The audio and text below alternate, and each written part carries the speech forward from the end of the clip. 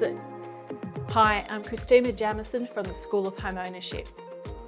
This is a common question, and a lot of people assume that the most important, or the only way in some cases, is to actually save for a deposit. And I think it's absolutely important that we learn the skills of budgeting, if I can use that word. I try not to use that word, but budgeting and actually knowing the skills of how much we can save and, what's a realistic goal for us. Now, with today's market, I suppose we could say, and the issue with unaffordable housing, is this the only thing we can do? Because it will take a very long time for a lot of people to save for the deposit. So there's a couple of other issues that we can have. So the first one is saving. The second one, if you're fortunate enough to have family that can family guarantee their family home for you.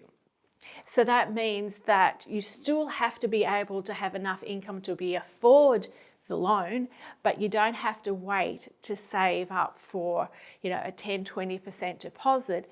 And in addition, you don't have to use mortgage insurance. Now, mortgage insurance, for a lot of people who may not know, is an insurance that could be anything from $1,000 to $20,000, $30,000. That's purely an insurance that you give to the bank, and it's not to cover you, it's to cover them in case you don't make the repayments. So with a family guarantee, you're able to have a deposit and you don't have to pay for mortgage insurance.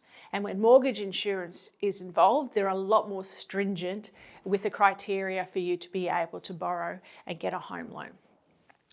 The third one is, if you're not fortunate to have family to be able to have a family guarantee, is what we've just found out is a home deposit loan. So this again helps you to get out of the sphere of mortgage insurance and to be able to allow you, instead of saving that deposit, especially when you're actually renting, that you could actually convert that money to a repayment, and it's an extra repayment, a little bit of an extra payment above your normal mortgage that will help you get your deposit. So that's another form.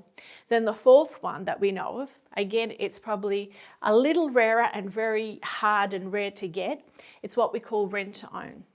Now, this is where there is an in-between person that you don't have as much deposit and you have a period of time, say up to 5 years, to further acquire your deposit while you're actually living in that property. Now, there's two types that you can have. One that you're actually purchasing the property over 5 years, or one that you have a right to purchase the property over the 5 years. So you're renting it with the right to purchase it, so that within 5 years you can borrow it. They're the four ways that you can get a deposit if it's tougher.